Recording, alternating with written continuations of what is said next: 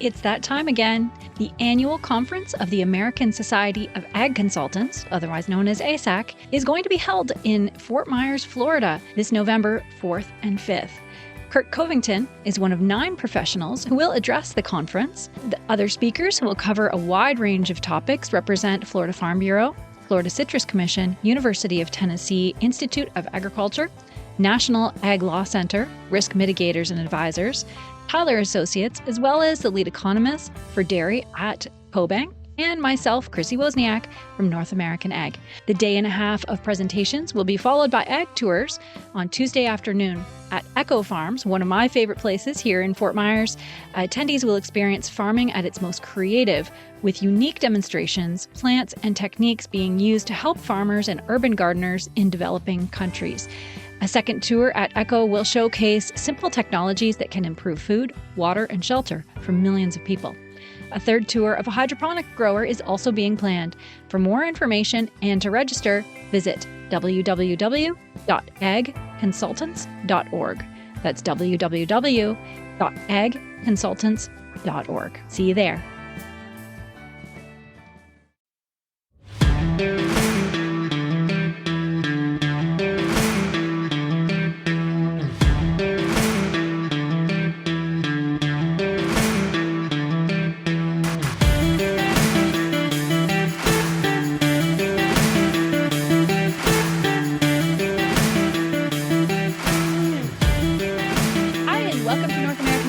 I'm Chrissy Wozniak. My guest today should need no introduction to our longtime audience, as she's a regular on Ag Spotlight, and she shares her knowledge of the industry from multiple perspectives. And then for those who are new or newer listeners just joining us, our guest is immediate past president of American Agri-Women, whose presidential term has just ended. And she's also a South Central Illinois farmer, along with her family, who raise Black Angus cattle, corn, wheat, and soybeans. She is dedicated to developing rural economies through incentivizing investments in telecommunications, innovative workforce developments, and enabling entrepreneurship, and one of my favorites, leadership development. So today we're going to discuss 2024, what lays ahead, where are we at, and maybe give us a bit of a compass as what to expect in 2024. It's bound to be a bumpy ride with it being an election year, so we're going to start talking about it. So from Fillmore, Illinois, I'd like to welcome Heather Hampton+Knodle. Welcome, Heather, and thank you so much, as always, for being here. I always look forward to our conversations. Thank you. I do too. And I hope that your listeners look forward to it as well. Yes, I think they do.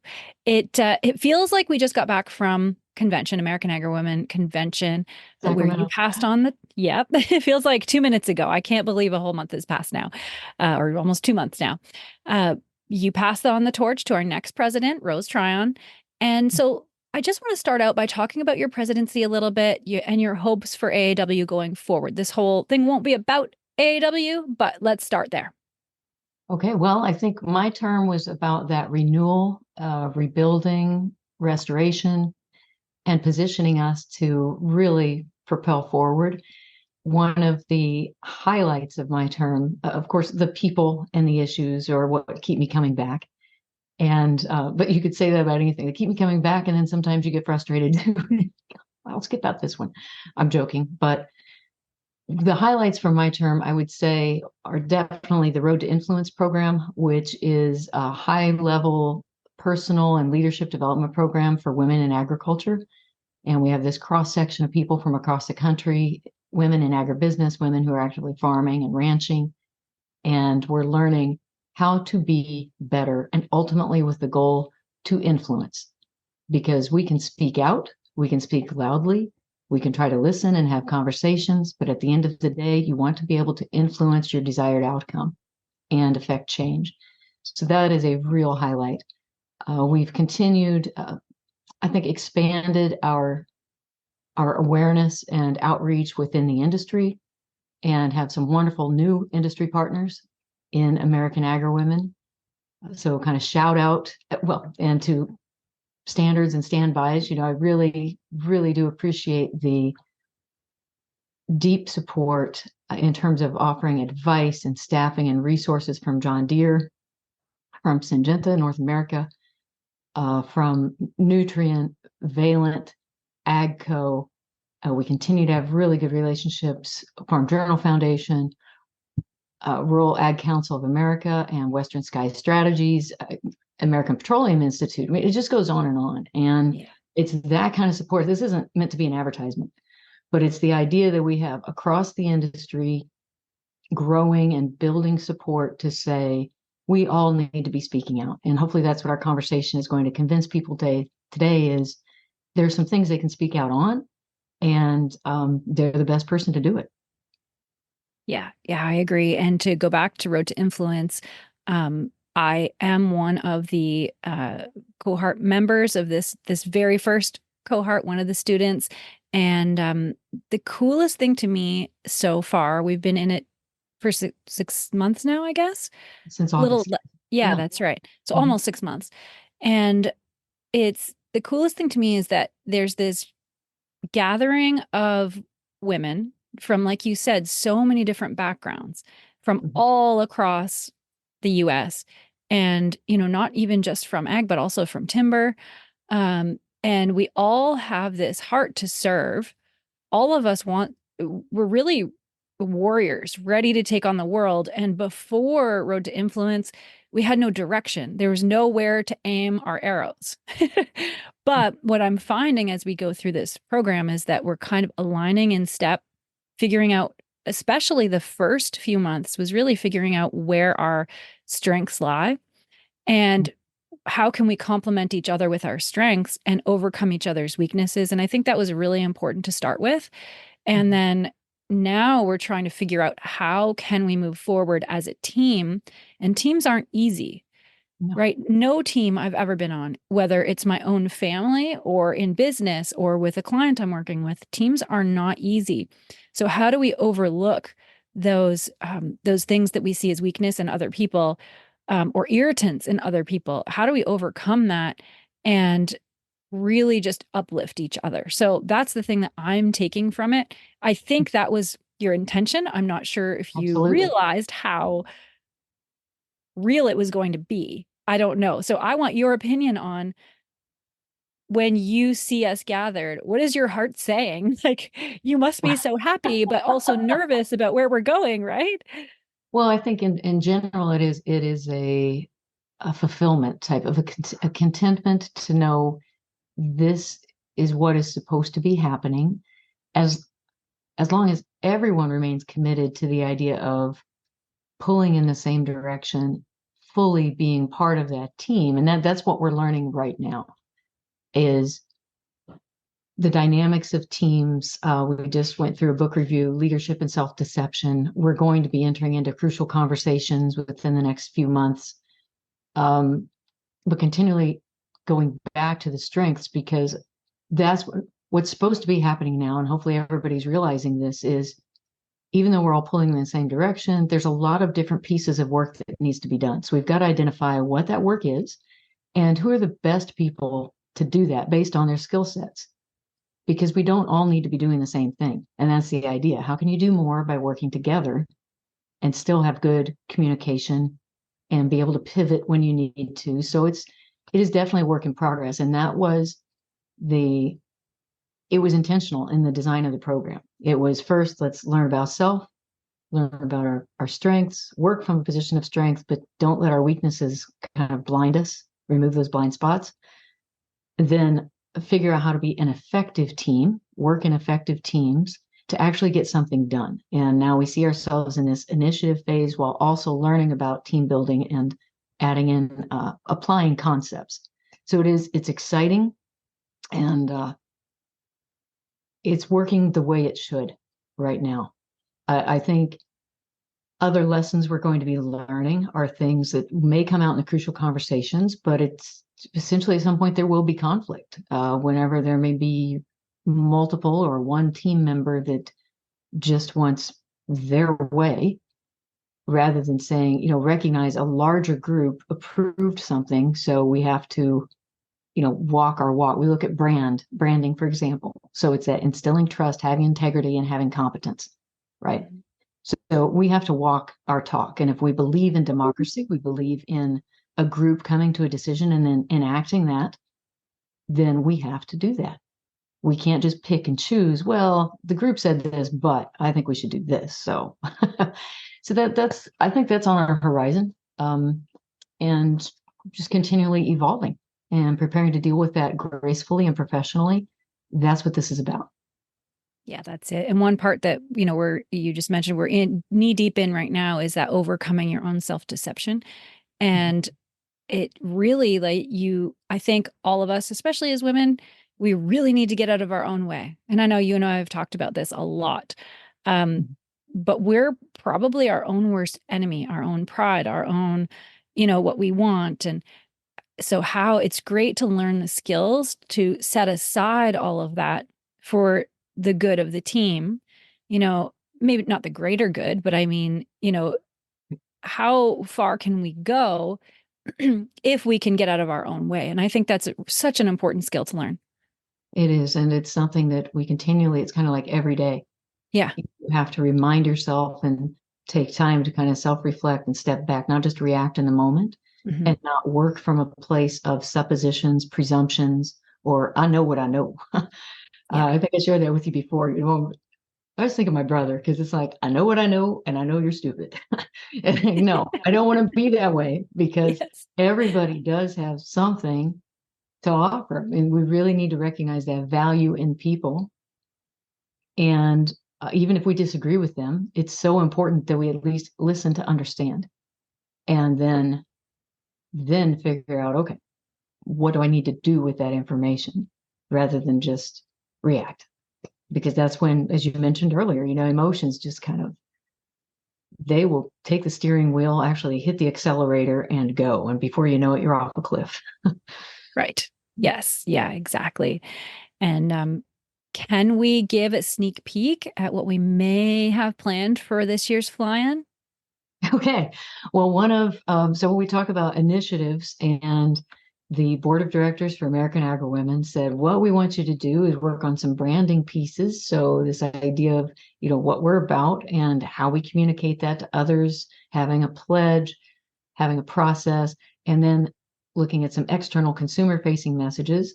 They also said, we love the idea of expanding our fly-in to include and invite other women in agriculture organizations to participate in as much of it as possible. So right now we're working through the details of what that looks like and what the content might be.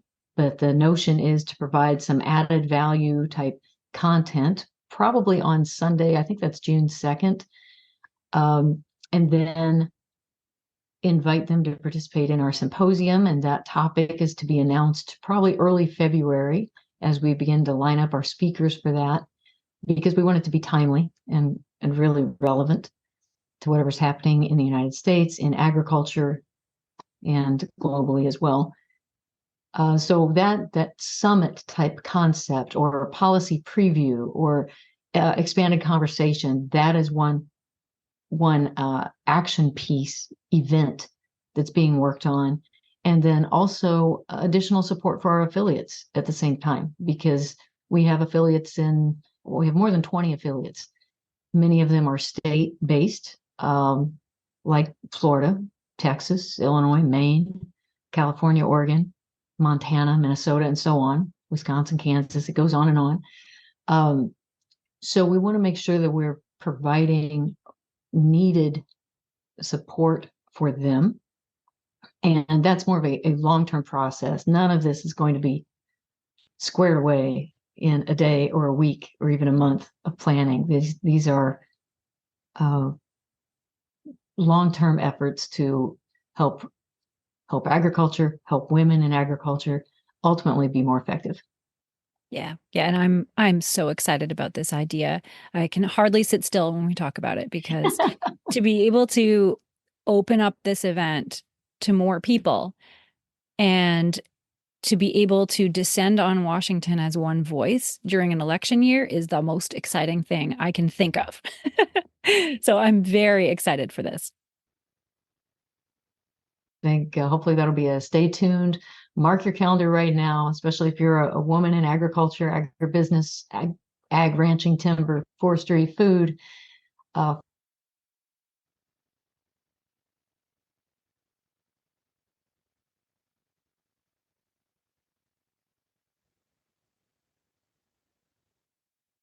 Oh, you are breaking up a little bit. Can you start that sentence again? You froze for a bit. sure. Yep, sorry about that. Um, so yes, right now, if you are a woman in agriculture, business, ranching, food, agribusiness, we would love for you to mark your calendar June 2nd through the 5th, I think so. 2024. Plan on being in Washington, D.C. Awesome. So now let's switch gears a little bit. You've been immersed in American Agri-Women for 2 years. Every waking moment, pretty much, plus your own farm, plus all the other boards you serve on, plus your family. Mhm. So now that you're past president, you still have your duties with American Agri-Women. You're still going to see the Road to Influence through. But what's next for you? I'm still praying on that, really. I definitely have a lot of creative projects that I would like to pursue.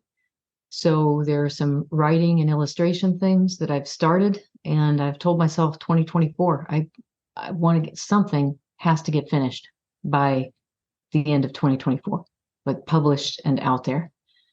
I have several other artistic and creative pursuits that I want to accomplish, whether it's an actual multimedia installation. If I go that far, I don't know. I've got a lot of material that I've been accumulating.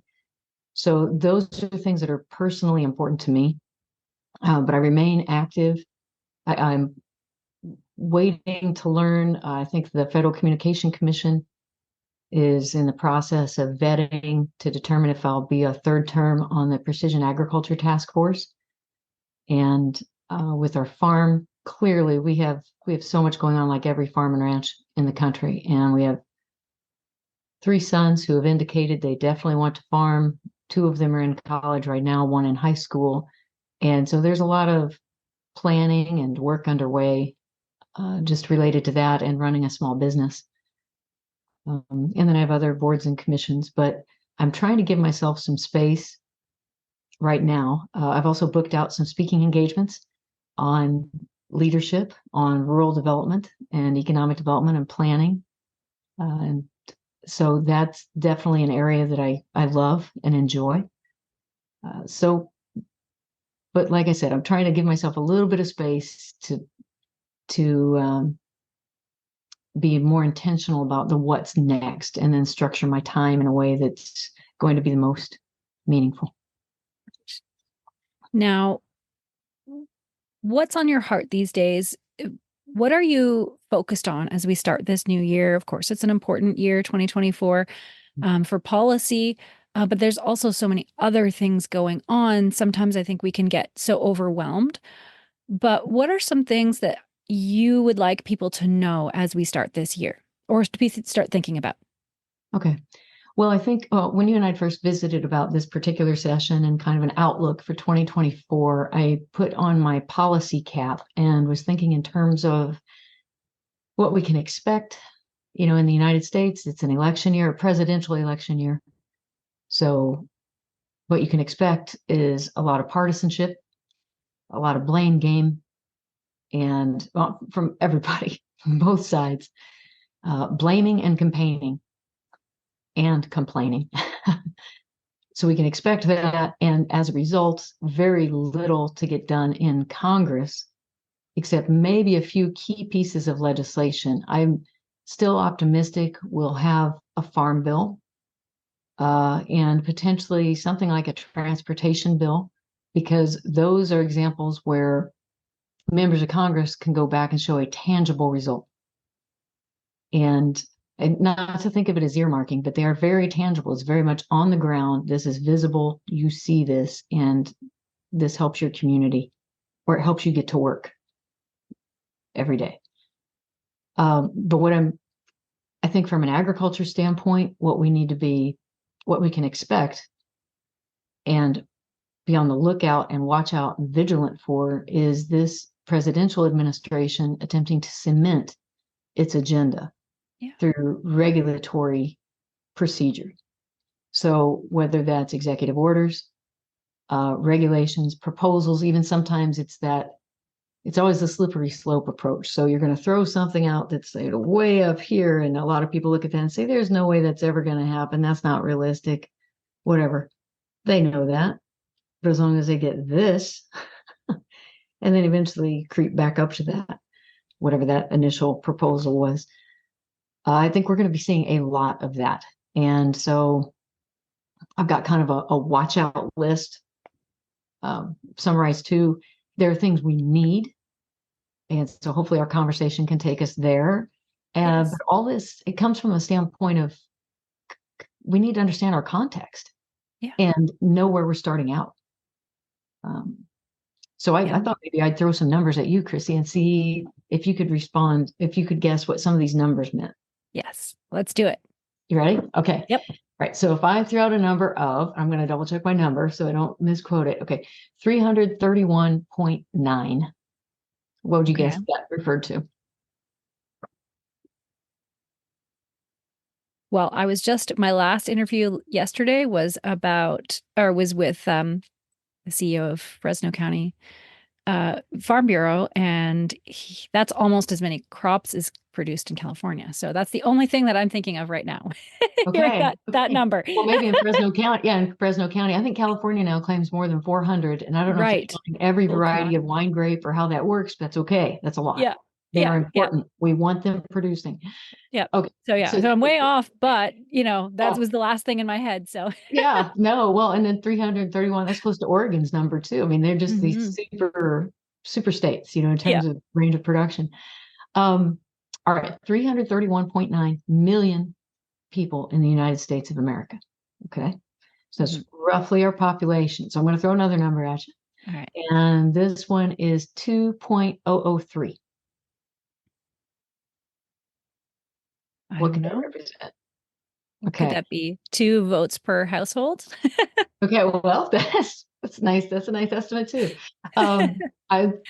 I love the way your brain thinks because I'd probably be in the same, like, yeah, I think that's about right. It represents percent of the population who are active farmers. Yes. Okay.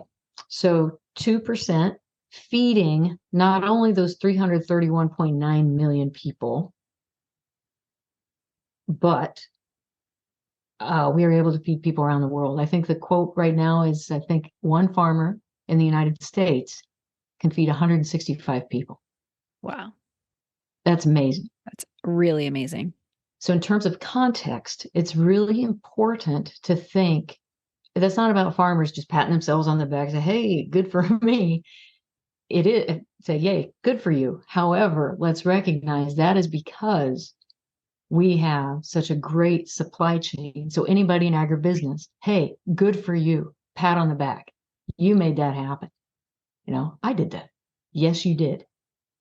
And it's significant because our regulatory frameworks and our technology, and quite frankly, the amount of wealth we are able to generate through production, through free enterprise, allows us to be that productive.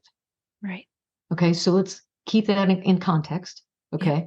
Got a few more numbers if we got a minute or so. Yeah.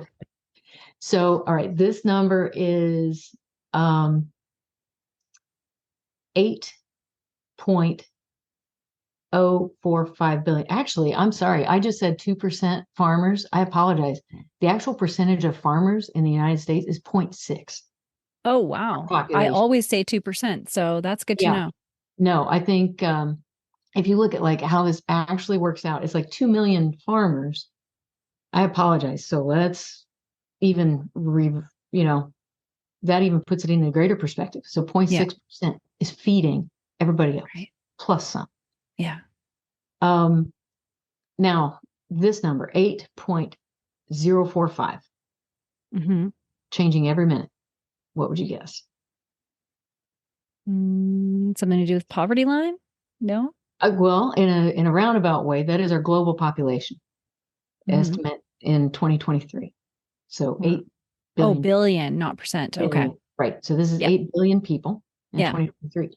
So if we look at the percent of farmers globally, well, in the US, I guess US farmers compared to global population were like 0.0265, trail off. And yet we have such a critical role working alongside the entire supply chain to keep so many people fed, or at least energized. Right. Can people be fed better? Yes, they can. Can they be fed more nutritiously? Yes, they can. Nobody's arguing with that. But just, your basic need is calories. And then we can start building on from there in terms of nutrient dense. But I wanted to share that because I think that, and then I've got some other numbers that we might walk through Yeah. when we look at like the US government. Can I share a slide with you? Yeah, sure. Okay. All right. I am going to pull this up. Let me see. Share screen.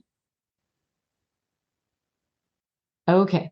So hopefully you can see a screen right now that has 3 thought bubbles and kind of some sloppily drawn lines. I was trying to freehand some lines here.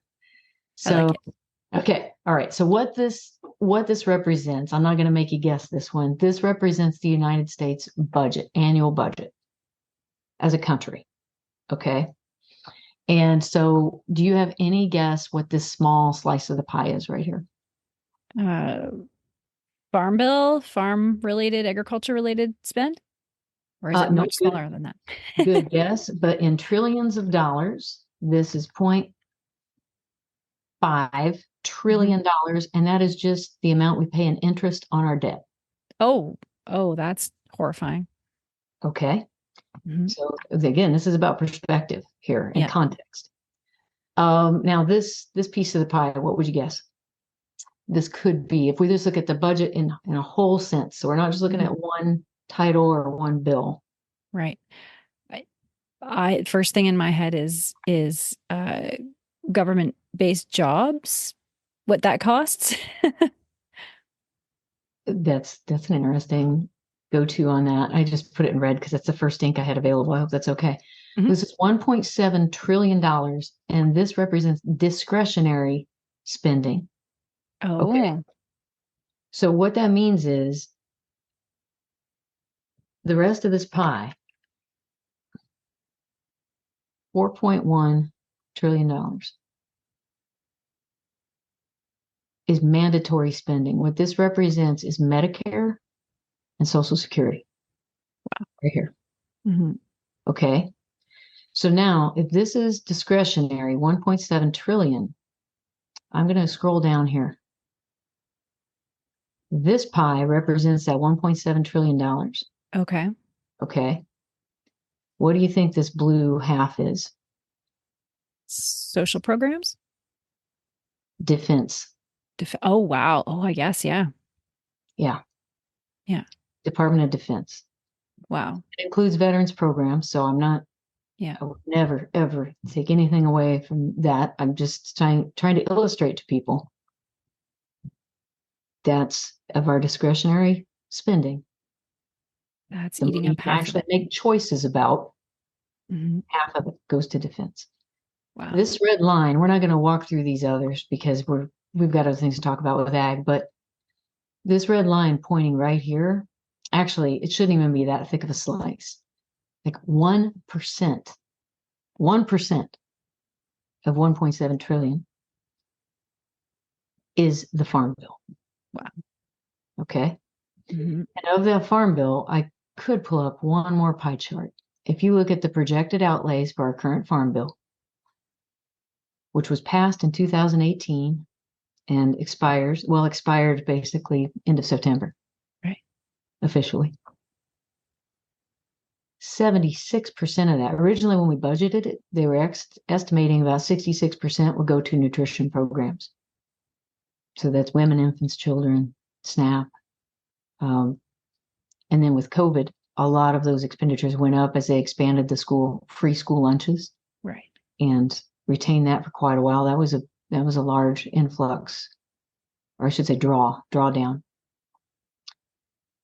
But if you look at the farm bill, that 1% of discretionary spending, currently we're on pace for 76% of that just to go to food programs. Right.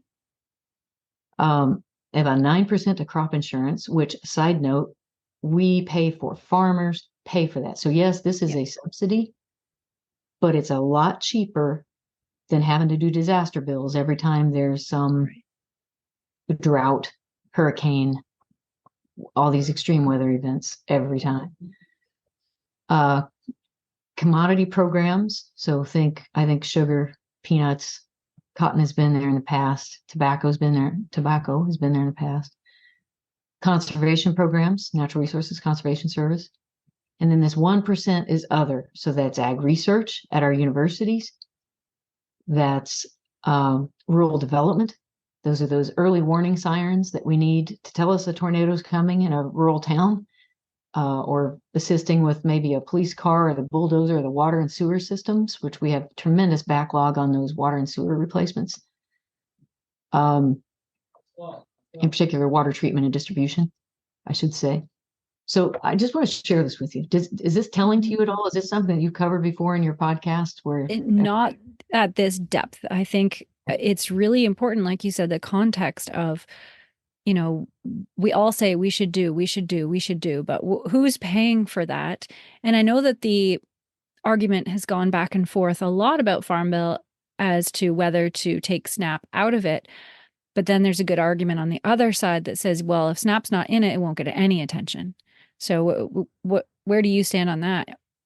Well, I am absolutely in the, we have to have food in a farm bill. We have to.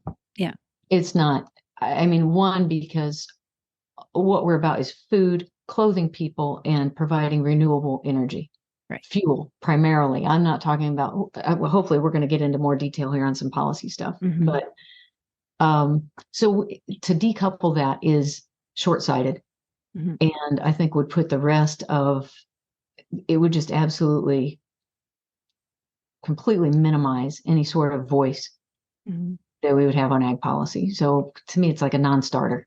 Yeah. Just stop. Yeah. Because we have to, and quite frankly, a lot of rural communities have much more in common with inner city urban areas than what they realize. Yeah. In terms of poverty, addiction, mental health, education rates. We need to be making friends. And we need to be saying, we have many shared issues here. So how do we really, really, really, really do good and fix things with the existing resources? Yeah. That's what I think. Yeah. Having worked with rural economic development and looked at a lot of numbers over time and trends and data, you might say. Yeah. And living in it. Right. So I guess in terms of context, though, if we think of it just at a farm level and in agribusiness, the other piece of our context, we've got this larger policy piece, and there's federal spending and funding and how does it get paid for? But bring it down to the farm gate, and profitability is top of mind, right? Yeah. For everybody, survivability. Yeah, and it has to be. Yes, well, and we're back in a period of low prices and expected low prices projected. We have pressures in our supply chain and on the cost of land itself. So just at the farm level, if we look at cost of land, yes, that means purchase price. And I've seen some articles in some of the trade publications. I'm not sure where they got their comparables for their articles, because in our part of Illinois, central Illinois, we are seeing, it's not the exception. We are seeing, 500 acres sell for an average of $16,000 an acre. And that is farmland. That's not development pressure from housing. Wow. We're 60 acre piece for 14,000. Another, and it's not like it was a bidding war. Got another several hundred acres going for 23,000. It's just, and it's really, really questionable how that cash flows over time. So there's pressure on the cost of the land itself if you're able to purchase it, and then access to capital to do that. But then there's also pressure on rent rates. So if that's cash rent or crop share in Illinois, for example, 65% of the land is absentee landowners. So then we have other pressures like federal incentives for the last several years for so-called green energy, solar and wind in particular, have placed a lot of pressure on ultimately land prices and rent prices. Right. because even for the option to build a large scale solar field, they're promising, prices. I've heard prices. Well, no, we've been offered prices from starting at $1,000 an acre up, and I've heard 2,500 an acre. Wow. So, and that's just the option. That's not even once it's built. Mm-hmm. And that puts a lot of pressure on people whenever you're financially pinched to say, look, if I'm thinking about the long-term interest of this land, there is no way that putting a solar field on that makes sense. There's none. You can't justify that from a land standpoint and its productivity. Right. Or microclimates. And what is this going to do? You think you've got extreme weather events now? Really? What is this going to do when we have literally 5,000 acres under solar in central Illinois? How's that going to impact that heat sink the neighboring areas in terms of storm heads and wind, everything? Yeah. It's just it just boggles the mind. But yet, from a financial standpoint, people are saying there's a pressure on me to either grow or get out. Yeah. And so if I can leverage something I own to then acquire more, there's all these factors. Yeah. Yeah. And when it comes down to it, the farmer has to think about their family, right? And that's why we have to take that into consideration when we're proposing any kind of solution. Right. And when I talk about cost of land too, it's not just in this purchase or rent arrangement, it's also in ranching as they're looking at regulatory things that are impacting their ability to get leases through the Bureau of Land Management or other agencies. So you've got pressures and water rights.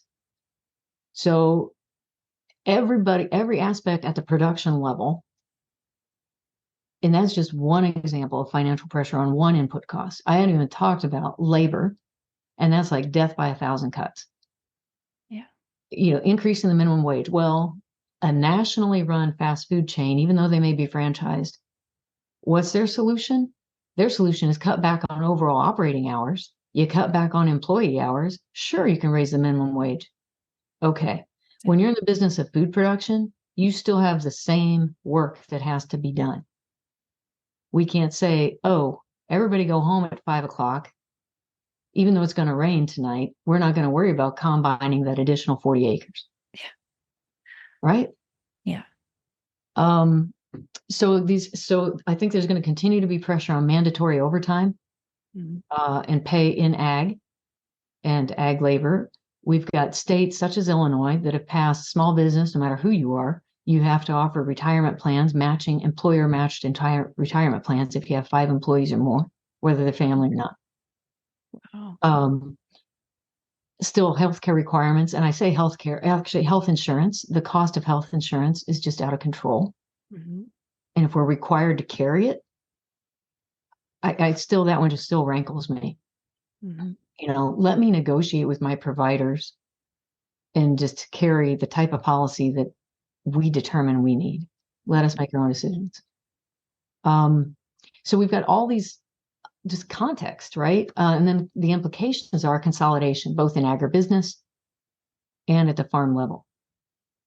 I touched on it. It's kind of that get big or get out. And you think, well, some economists will say, well, specialize, reduce your cost. We're trying to reduce our cost as much as we can. But even whenever we take a measured risk into some precision agriculture, well, if the technology works, it's great. But why do we even have to say if or when the technology works, it's great? Yeah. Yeah. I mean, it's not totally reliable. We just, before we even got on the interview, we were talking about computers. Just think about your computer that's supposed to work all the time and how frustrating it is when it doesn't work or it doesn't, right? Exactly. And that we have to times that by 1,000 on a farm with all of the equipment and everything. So And so that's a really good point. Yeah. And don't tell me we're going to put it up in a cloud because I can't even maintain a cell phone call. Yeah. So a cloud means nothing to me if I can't make it rain. Okay. Yeah. I've got to be able to have access to what I want when I want it and be able to do what I need to do with it. And that's bottom line reality. But I think we're going to see more consolidation context in the supply chain. Yeah. You may see some sell-offs of different divisions in companies, but ultimately it's about consolidation. And that's another thing that just boggles my mind is our Securities and Exchange Commission is more concerned about environmental social governance requirements than they are looking at real market share. Yeah. And where people have options, how many choices can we really make? Right. That's really concerning. Yeah. And it's been going on for years. It's not just the last 4 years. It's a long time. So that's context, but we've got a lot of issues in front of us. And I guess I'll kind of let you ask me a question. Let's see where we land. Yeah. Well, what's the first on your list? What is that first on your list that you think is most important that we start thinking about? Okay. Well, I'm going to go through the things we need. This doesn't mean people are going to be talking about, but if we were to push in a unified voice, I'm going to go with the 3 T's, I and S. So it's tax provisions. We've got to be preparing to extend many of the provisions from that 2017 Tax Cuts and Job Act. But there are also some improvements that need to be made, like a DPAD, that's domestic production activity deduction, for C Corps, as an example. That was cut out. That needs to be restored. We have a lot of farms that are C Corps. So come on, and we're doing business with cooperatives. We're doing business with domestic suppliers to get credit for that. The problem is, I think, holding on to these tax provisions becomes even more challenging, given those spending levels that we talked about in the context piece. Right. Because all of us receive some sort of, I'm going to put it in quotation marks, benefit, whether it's the low interest Farm Service Agency loan or the NRCS grant or loan for that small tractor utility vehicle we needed on the ranch, whether it's the irrigation system or a rural development business opportunity grant that just help provide child care in your community. There's some sort of benefit that everybody receives. So it's much harder to cut than it is to raise taxes. If you put yourself in a congressman's seat, and or they just want to try to cut deals on a case by case basis rather than some holistics. It's all about trading, barter and trade. Yeah. But so tax provisions and then trade deals, other than the US-Mexico-Canada agreement, which was kind of a NAFTA 2.0, with some changes, we really haven't had any significant trade deals in years. Years. You can look at a few deals, I think, with like Morocco, basically follow the State Department and where some of their priorities were in the early 2000s. And you've got a few small trade deals. But other than that, we don't have anything significant with Asia, the Asian market, and the Western Hemisphere in general. It talks about CAFTA and what we can do more with South America and Latin America as a whole. And it really, really concerns me that we don't have more progress to show I'm thinking even over the last 16 years. It's just really concerning. Yeah. So tax provisions, trade deals, transportation. That's one where I would think there could be some sort of bill possibly moved, but this is just me just thinking, logically, and that never applies really to policy. But whenever you have the U.S. Society of Civil Engineers, who are repeatedly giving D+ ratings, C's and D's almost across the board for our bridges, our roads, our rail, our air, our ports, it's time. We really need to take this seriously. And we had this massive infrastructure act, but I don't say none of it, very little of it actually went to infrastructure. Yeah, I'd like to see that number of what it's probably near 0.5% or something like that. Yes. It's been a while since I've looked at those numbers. I need to look again. So some of the telecommunication stuff could really reap some really good benefits, but that's a whole other podcast. Yeah. But on transportation, we really need to be looking at intermodal for inland ports, ports in general. There was one act passed that would help kind of West Coast and the Long Beach in particular. But that's going to take, I think, at least 9 years just to try to implement that. It's not like you pass it and it happens the next day. This is not a microwave. Yeah. So then the other two would be immigration and security. And Oh, on the big I immigration, word. I'd say, you know this better than I do, but it seems that, really investing, not just in a monetary sense, but investing in the people who are on the front lines, helping them, however we can make it more efficient for those legitimate immigration requests to expedite, review, and make a decision Yeah. on these legitimate people who are trying to do it right and follow the process. So let's do right by them Yeah. and do it well, do it efficiently, get her done. Yeah, But that's it. then, And oh, yeah, just yeah, to interject there, and this is, as you know very well, this is one of my buttons, right? Is mhm, that we're 2 years into the immigration process. And when we were at Fly-In last year, and we had Homeland Security speak to us, and I couldn't even stop myself but saying, why is this system so absurd? Why is it so absurd? Why can't we change these silly things? Like, the one that drives me crazy the most is that we have to have our feet on American soil before we start the process. Just change that one rule, right? Like, this yeah, is why we all have to get here first, right? Because if you do it from outside of the US, it takes 10 years.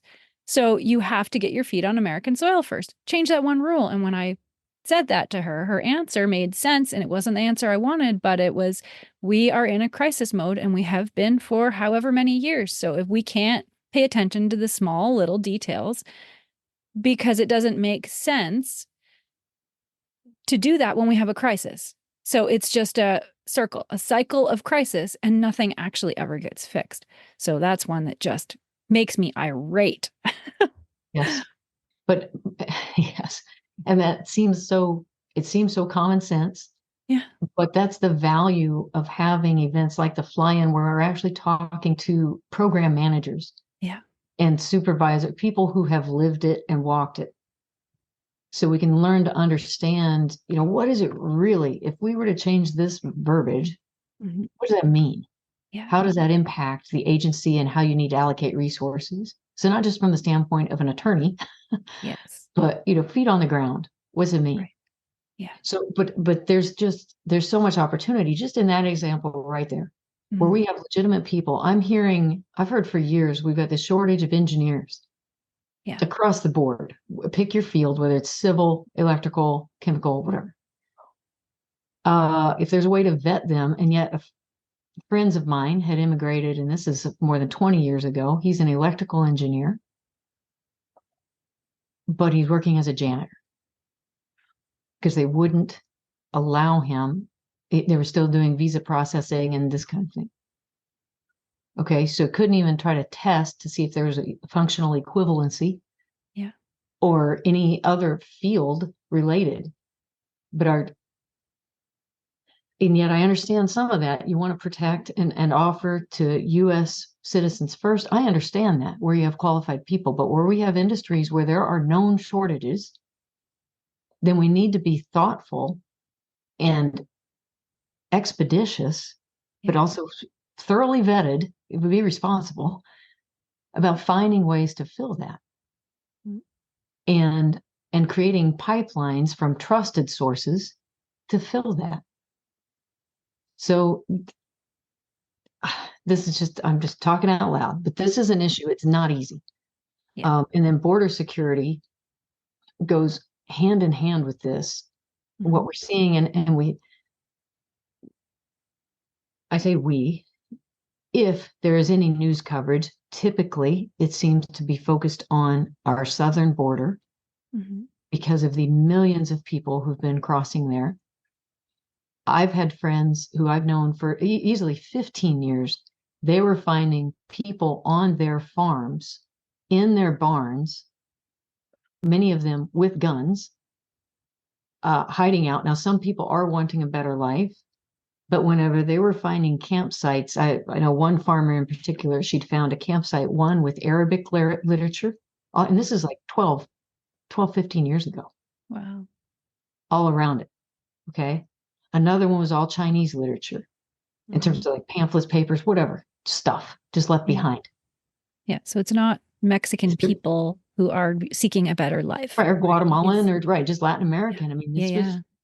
and this has been going on for years. So it just seems irresponsible for someone to say, well, that's racist. Right. No, it's not. Yeah. We've got to understand the reality to recognize that each person who crosses that border has a different motive. Mhm. Each person is an individual. We need to treat them as such. So we need a system that can do that. And we need to empower the Border Patrol and the people who are down there to do that. Yeah. Yeah. And That's and it. by seeing them as people and as individuals, not a category, not a race, Mhm. then we can start to make better policy. That's it. And stop incentivizing it. Right. I Oh almost, yeah, get your free you're, phone and your yeah. whatever gift card to go buy clothes. I don't know, or stay at the Right. nicest hotel in New York Yeah. City. Right. Well, and that was the thing that really set me off during that meeting at Fly-In with Homeland Security was that, the illegals will cross the border and they get their work authorization. And I didn't even know that at that time. And I almost lost it. I was like, are you kidding me? My daughter's been sitting here for a year and a half and can't work. She's 17 years old. She needs a job Yeah, and and she wants to work. she She wants to wants to work. work. So Right. what is going on here where you get rewarded with work authorization if we just crossed at the wrong border? Like what, what's happening here? I had to wait 8 months before I could get my work authorization. Like that's not fair. Stop incentivizing. There's so many little things that we could do to fix it. Yeah. But yeah, sorry, that one the Well, whole no. immigration thing drives me crazy. And it's so much better than I do. I'm just trying to raise it as a point of awareness because it is not as black and white as some people want it to be. Yeah, that's it. On both Don't, sides too, oh, on every exactly. side. Yeah. Exactly. And don't let people who are campaigning Yeah. appeal to some emotional gut response. Please be thoughtful. That's what I'm sharing with people Mhm. is think about the whole in terms of we need some qualified workers. We need people who are willing to work. We need them in agriculture. We need them in food production. We need them in engineering. We need them in advanced roles too. We need our own people in this country to want to work. We need them to be skilled as well. But even if we trained up everybody, we still wouldn't have enough. I think that's the piece that gets lost in this because people like to buy into that. Well, they're taking our jobs. Okay, did you want to come pull weeds in that subdivisions? Is Yeah. that the job you wanted? Because I have a friend in Ohio. They are the largest berry growers east of the Mississippi River in the United Wow. States. Okay, so blueberries, raspberries, blackberries, um, I think strawberries too. All the good stuff, antioxidant good stuff, and it's highly perishable. Well, they for years have had to rely on more than 30 H-2A workers. And the U.S. Department of Labor worked with them to do a pilot program to try to recruit labor. They're like, okay, you've got to exhaust every possible way of securing domestic labor for this. So after spending a lot of money, I don't remember exactly how much, but for an average farm to say, I'm going to advertise, put it easily in thousands of dollars. Yeah. I'm going to advertise to try to get these people to work. They had 4 applicants, 4. Wow. They had 2 interview and they had 1 show up. Wow. Okay.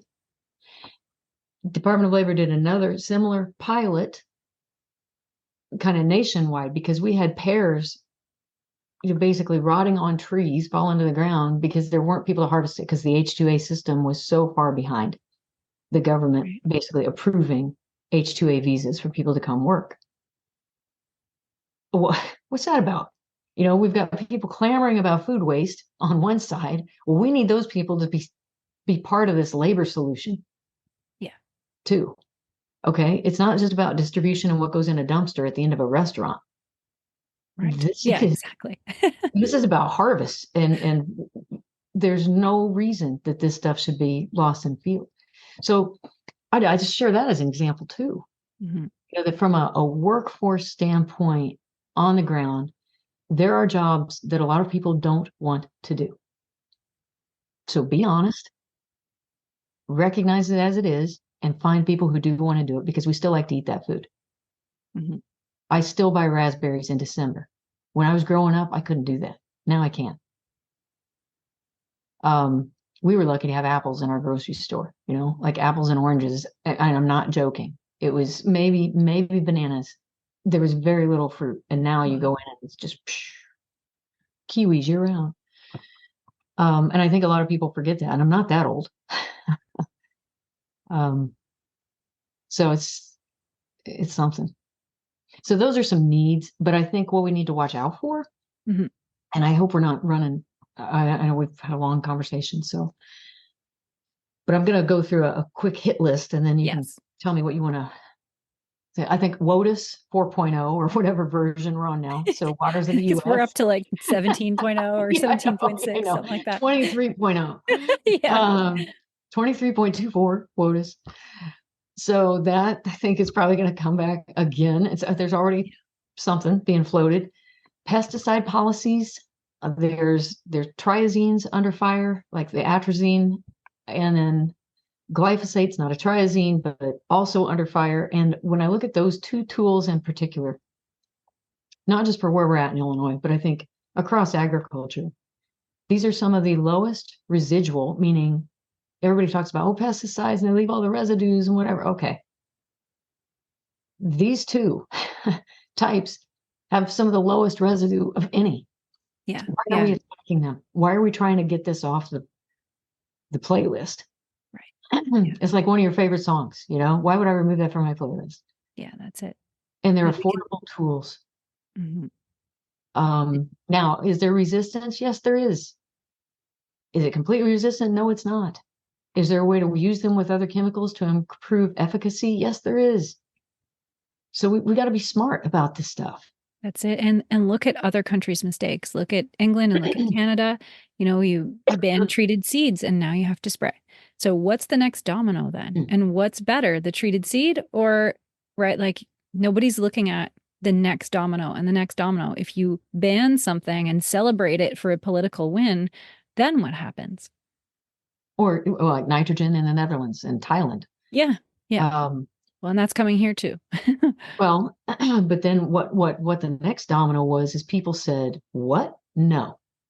Mm-hmm. Average rank and file people, wasn't just farmers driving tractors. Yeah. They said, what the heck? No.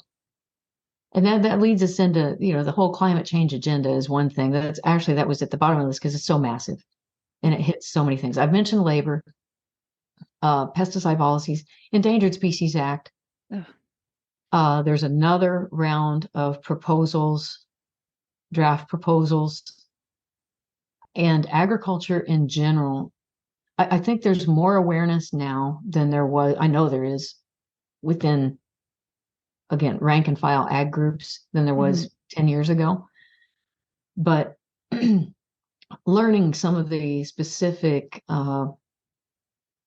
handles or levers within the Endangered Species Act, like critical habitat designation, community planning processes and informational processes. I mean, learning those things to be able to comment and say, this doesn't make sense.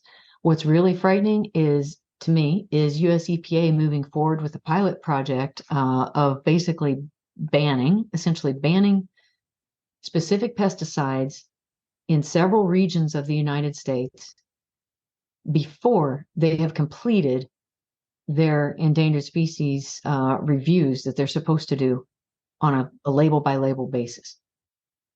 It's just wrong. Yeah. It's wrong. It's overstep.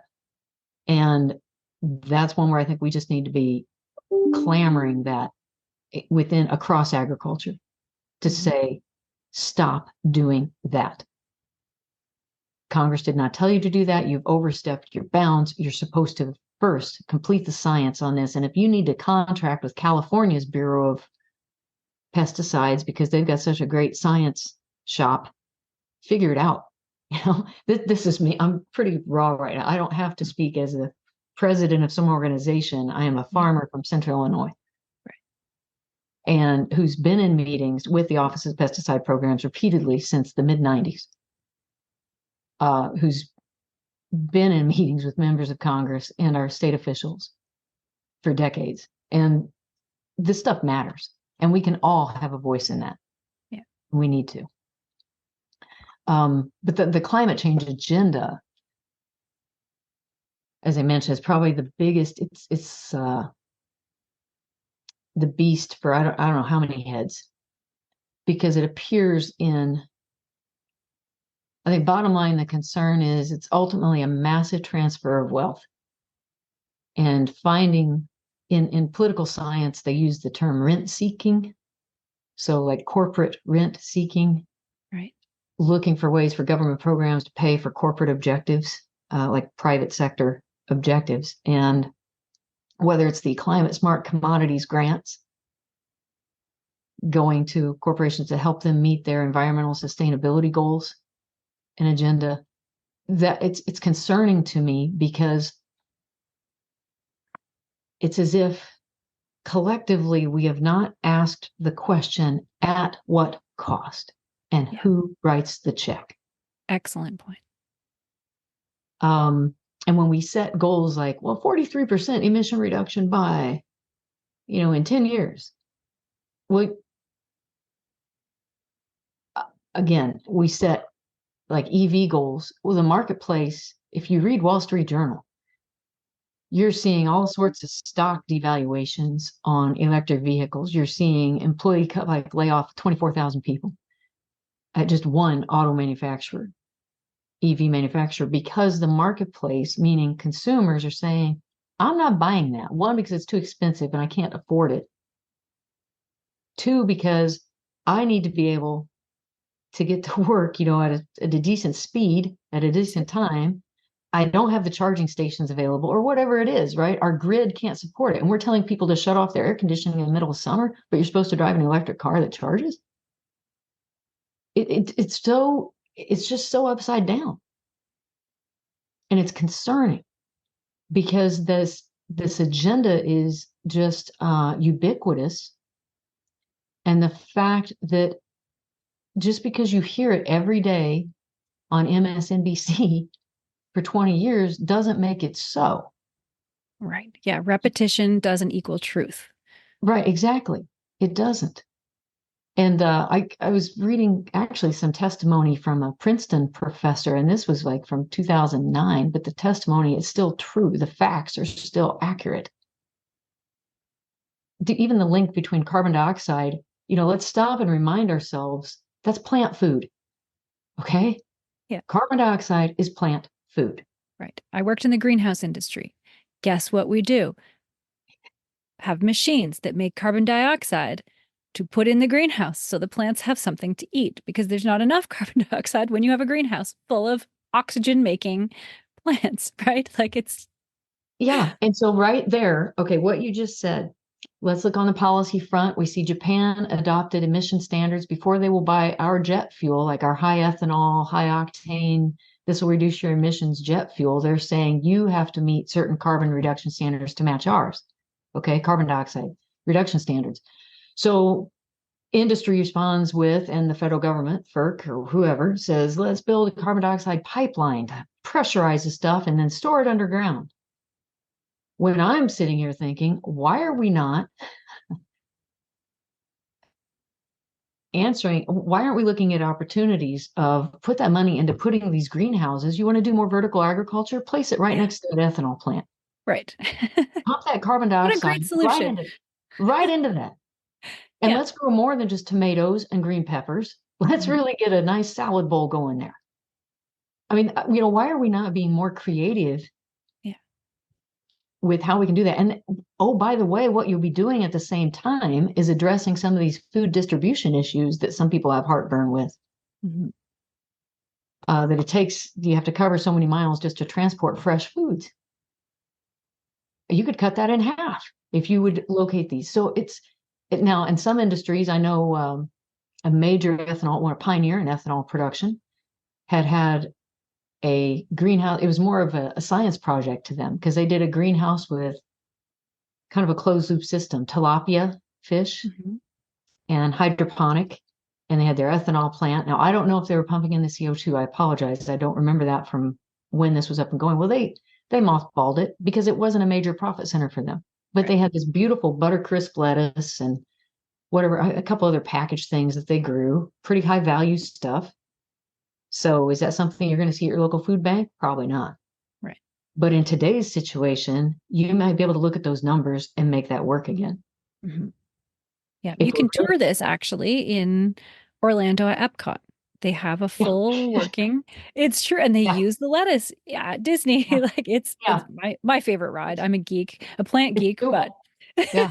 I'd forgotten that. Yeah, I like Epcot yeah, too. Okay, cool. High five. Yeah. yeah. You and I, we just need a vacation together because it's I like, know, yeah. ooh, let's go. Let's go learn something. Okay. Yes. But no, this is a major, Fortune 50 ag company Yeah.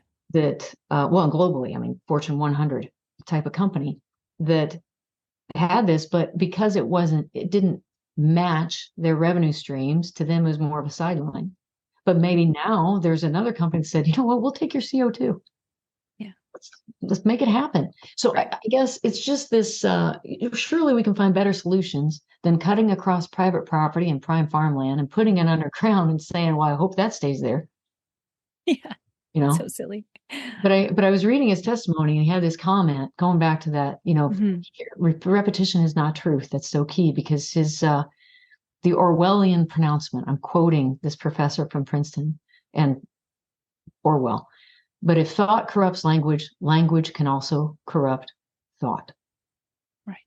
And what Yes. that is brainwashing, essentially. Yes. And actually I wrote down this note this morning. It's so funny that you say that because I think one of our biggest challenges, obstacles, something that's so dangerous right now is this semantics, where I think people need to start paying attention to the words, right? And I know everybody goes crazy over the man woman thing, which obviously is ridiculous, that whole argument, but it's not just there.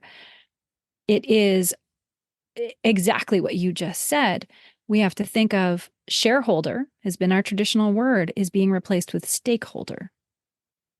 A Mm, stakeholder is not a shareholder. A stakeholder is somebody who has an opinion and who has power over that. Equality versus equity. Equality is we are all equal human beings and we all have our rights inside of us. Equity, it does not mean that, but they're changing these words, exactly what you just said. And mm, by doing that, they're easing us into different thinking. And we have to be very aware of what's happening. Equality is what I remember learning in school that we're equal. Now it's equity, which means right. somebody decides then who gets what. Right. And It it's means not inside of distribution. us. Yeah. Right. The yeah, one phrase that I return to on the subject of equality and equity is always that equal opportunity does not mean equal outcomes. Exactly. And to ground things, and to a lot of us, that just seems common sense. But when we're not taking time to stop and reflect, when we're so caught up in the tweets that are made by twits that we can't just think, allow yourself to think, not plan, not schedule, not react, not meet the deadline, Mhm. but create some space for that. That's so key, but that's such a behavioral change at this point. Um, I don't want to say that tongue in cheek, but it's kind of like good luck with that, you know. Right. But we've got to keep talking about it. I think the movement of intentionality and authenticity and all these words that have been overused over time, there's value in that. Mhm. In the notion that we got to recognize that we don't just digest or assimilate Mhm. things as they come.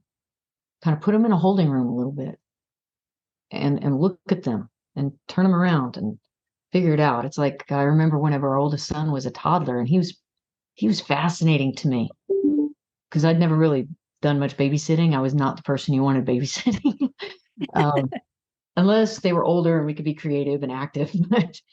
But anyway, as a toddler, though, he had to test every sense. So no matter what it was, okay, I'm going to taste it, touching it, I'm looking at it, I'm listening to it, every sense to figure out how it does. And we need to do the same thing as adults. Yeah. Yes. That Yeah. I should write that down as the mantra for 2024. It's just like take time to be a Experience it like a toddler. toddler. Yes. That's I love that. it's a different form of regression analysis, right?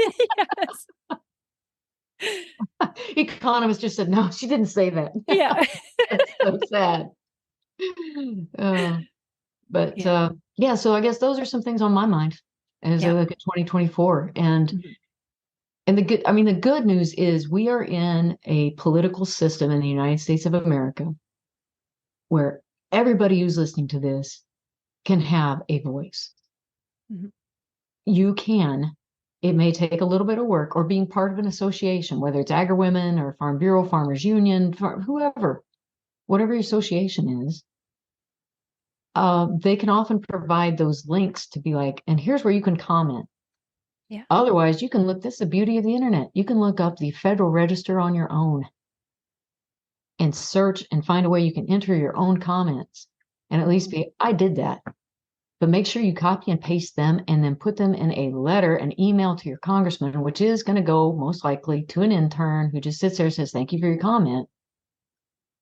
But make sure you keep a hard copy and then you make a point of meeting your representative somewhere, sometime.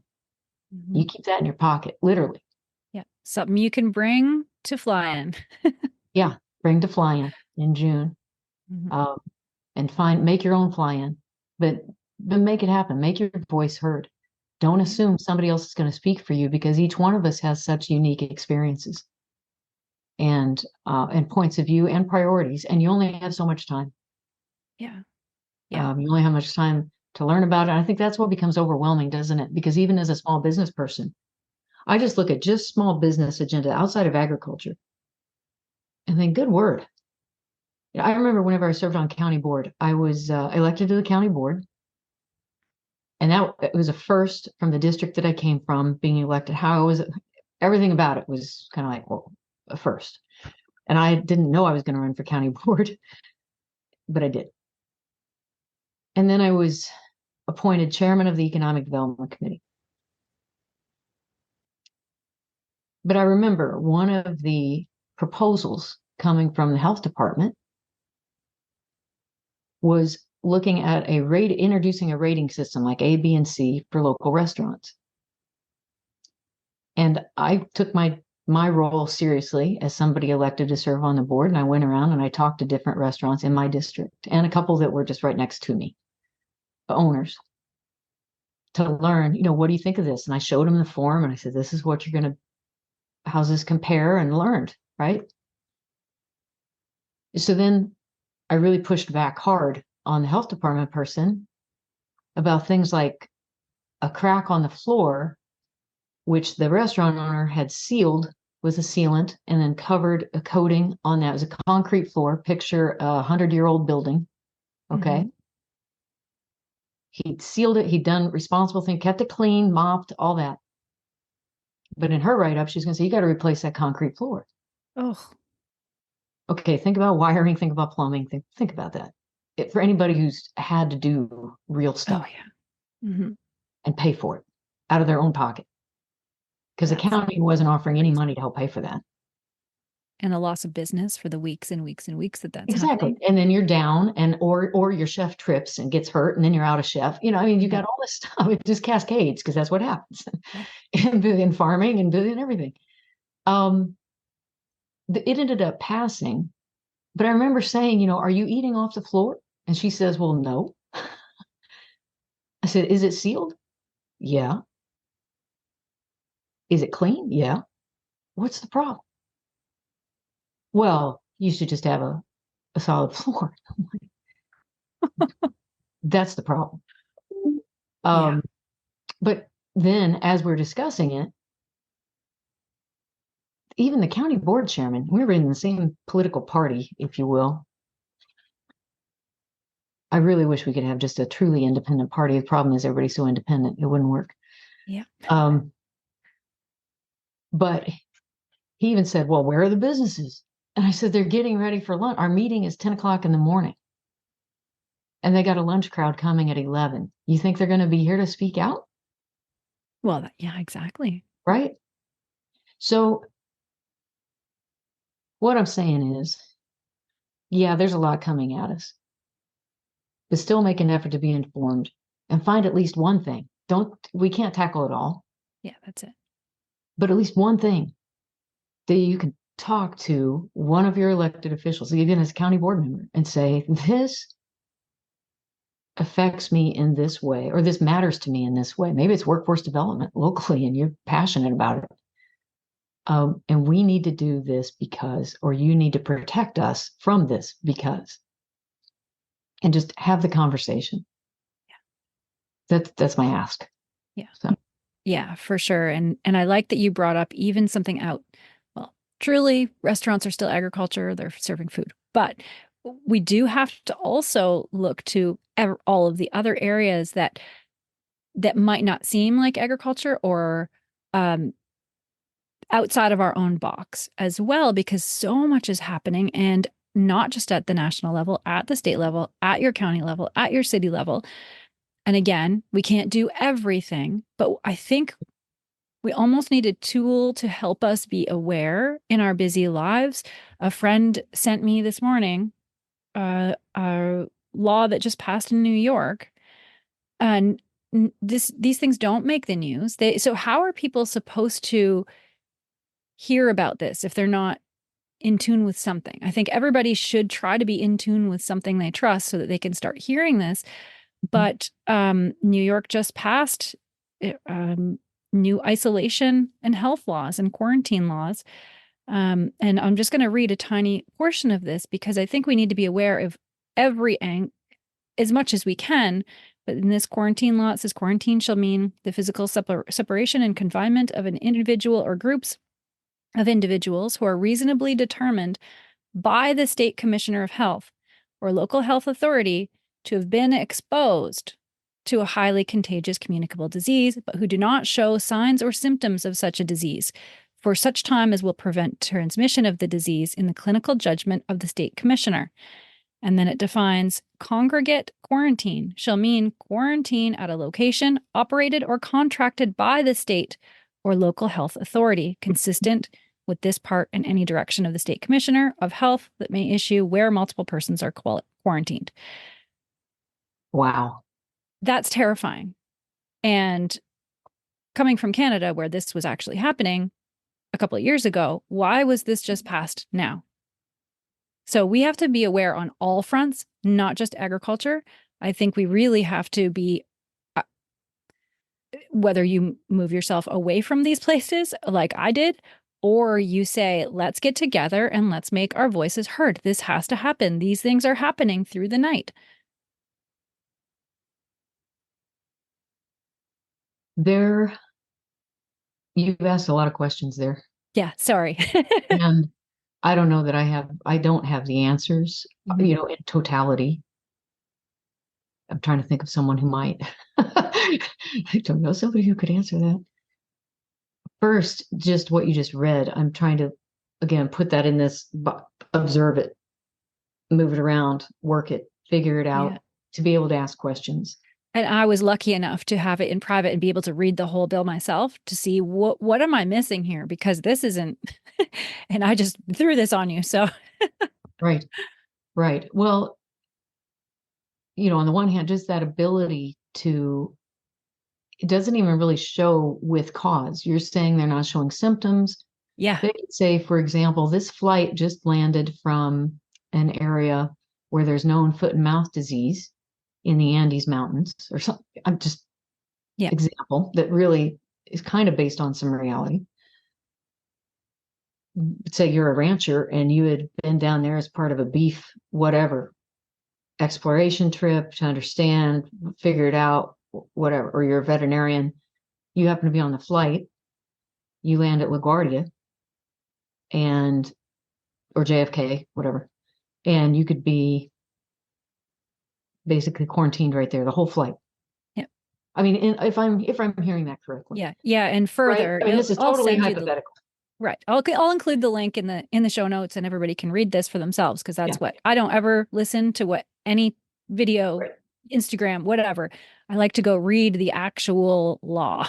Right. And But when you read it, that's yeah, exactly like you don't need a test. You don't need anybody to see if you actually have it. It's there's no third party verification. I didn't hear that in there. no, There's no Center for Disease Control or like Plum Island right. testing rigor analysis that says in the maximum amount of time, no maximum. Yeah. It really, that's the concerning part, right? That Yeah. there are boundaries on that, or not the concerning part, but that is primarily concerning. And then flip side, as I turn it around and I'm thinking about diseases like cholera, and I'm thinking about millions of people coming across our southern border who haven't had the vaccination regimens that we've had. And now we're seeing more news stories about smallpox, monkeypox, diseases that we really hadn't, polio, things that in the United States we hadn't seen for years. Right. And now it's popping up. Mm-hmm. So there are like real implications in some areas where it seems, and I'm not being critical of like Border Patrol or anything like that. I'm just saying, but there's more responsibility needed. Yeah. For that, quarantine before you come in.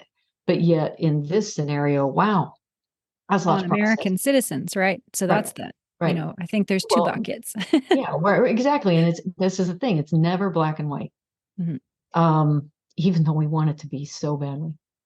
But in terms of where can we look for information, that's where everybody kind of finds their groove. And there used to be, I've not tapped into technology lately, but long time ago, there was a software service, I think Pointcast or something. So you could kind of select by topic, select your own preferences. And I think there's a lot of this out there now. And you can do it with other news agencies, but it's got to be trusted sources, right? Yeah. So if you really want to be, whenever I studied journalism, I remember presenting, we had to do our ideal newspaper at that time. And my ideal was that you would have a minimum of 3 points of view on the exact same topic, everything you wrote. Yeah. That's That's what my I idea. live. This is why this podcast exists, right? Right. Because it's never just one. Yeah. And a minimum of three. But the reality of staffing that and having people who could do that and basically it's like point counterpoint. Mm-hmm. Even something as simple as just covering your local county board meeting. We have a great, great local newspaper who they basically just present it as minutes. Okay. But whenever I lived in England, it's just like all their news is editorial. It's everything.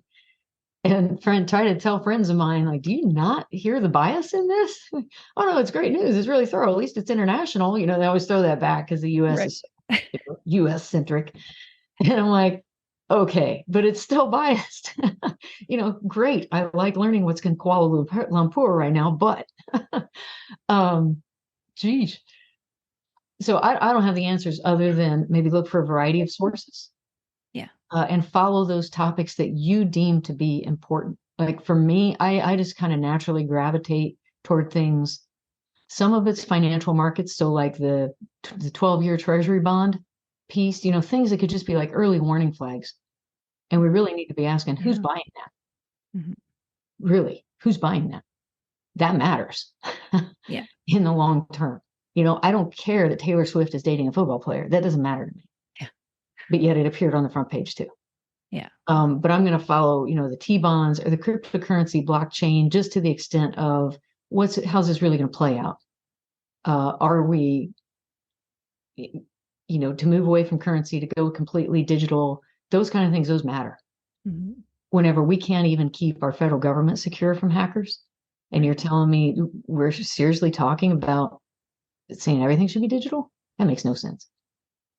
But again, people, you're going to trend to where your interests are, where your business interests are, and your personal beliefs. For me, things that impact freedom of speech, I actually like keep clippings, well, on a number of policy issues. I have them just by segment, and I just keep it over time to then kind of touch back and say, yeah, well, that's trending, or that was thrown out and now it's developing. And then you start to develop, at least in my case, I think you kind of, it's like everything has a rhythm or a pace. And so you kind of then start to anticipate, all right, and this will be the time to intersect on that issue. Right. You can't just be yelling all the time. Right. It's got to be like, okay, it's got to be the right people at the right moment. And I don't know. I don't know if I answered your question or not, but I think having a variety of sources is important. Yeah. And honestly, I don't think there really is a full answer, but I think that is the best. We can't just get in a silo and stay there. I think that's kind of the theme of this whole discussion is that we have to look around. We have to stay knowledgeable. We can't just trust one source. We have to, Right. use our voice, use our agency, right? Right. And I think it's also valuable to be parts of groups where you can receive information like that. Mm-hmm. But what's important to me, a value that I have, is that we need to continually allow in varied points of view to continually grow your knowledge and not just become an echo chamber that only backs up bias. Yeah. I don't know if that makes sense or not, but that really is dangerous to me for Yes. anybody to do that. Ultimately, you don't make better decisions because you become more defensive, more fearful, less clear thinking, Mm-hmm. and definitely less effective. Yeah. Ultimately. Yeah, I guess you've got it there, especially coming into this year. We also need to work on our filter, right? What's your filter? So for me is it something that's happening that you can see is happening? Mm-hmm. Are powers that be saying and writing down and speaking that they want it to happen? Mm-hmm. And does God say it's going to happen? If it is those three things, that's my filter. And if it's only one of them, I'm going to just put it aside. But once all those three things are happening, I'm going to say, okay, that's something I need to pay attention to. So maybe we all need to start working on our filter Mm-hmm. to protect ourselves from all of the incoming, right? Yeah. No, that's a really good point. I'm not sure that that's something I need to spend more time thinking about because I don't think I've thought about that in a long time in terms of like consciously thought about it. Right. I think about value sets. I think about what's important. So part of it's primacy, timeliness, impact, kind of like in journalism, Mm-hmm. what's the size of the impact or the incision, the depth of it. And yeah, morally, where does this put us? Right. And yeah, your comment about what does God say it's going to happen, that leads to its own interesting discourse on prophecy and how people interpret different writings, doesn't it? So Yes. that's where you get a lot of clearly just looking at the number of religions in the world, you get a lot of dissension and differing points of view. But Mm-hmm. yeah, that's a really good point, though, is understand what your own filter is. Right. Yeah. I think we have to protect ourselves from the incoming, right? So I think Yeah. that's a good way and I'm sure everybody's will be a little bit different of what those trigger things like on Facebook. So many things would trigger me during the last 4 years, Yes. and I ended up just making it. I work the algorithm. I only like growing food, butterflies, flowers, and shells. That's all I see because I have to protect myself Yeah. from the crazy, right? Right. so, And so I'm that's only I on it. always work on that.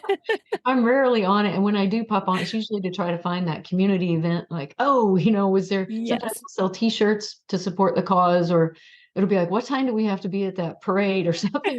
Right, And when I'm exactly. on, then I like the positive things like, oh, they're with their family. That's so nice. Like. Yes. Then I'm off. So I don't get through it much. I'm not Yeah. a surfer. Um, But that's funny that you say that. And when you said filter, though, I was also thinking about the filter in terms of what we say, Yeah. guarding our own tongues. And by doing so, you guard your own heart because what goes out, right, it comes from inside. Yeah. So it's that taking captive our thoughts and um, making sure that we speak truth. And I would, I'd like to add to that, things that add to the world, don't detract, Yeah.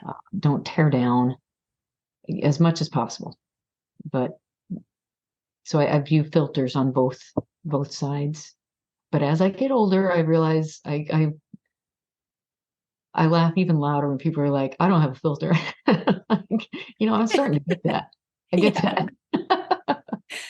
I'd like to call it confidence and experience at this point, but I don't know. Right. Oh, that's funny. So any parting words before we get on with our day?